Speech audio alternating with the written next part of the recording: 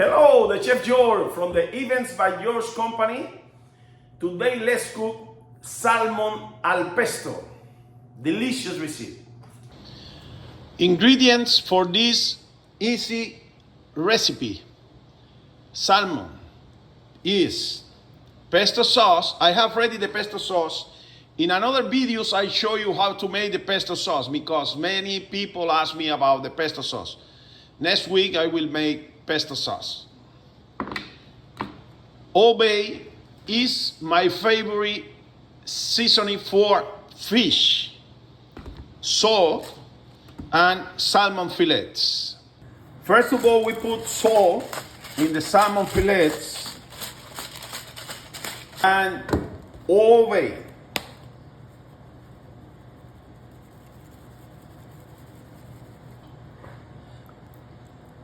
We have the pesto sauce for all salmon fillet, and we put in the oven 12 minutes for 350 Fahrenheit.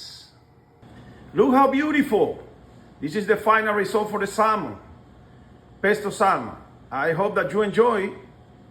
Like, share. Your comments are very important always for us. Every day we put a new recipe in our YouTube channel. We make any kind of event with any kind of food. Thank you so much.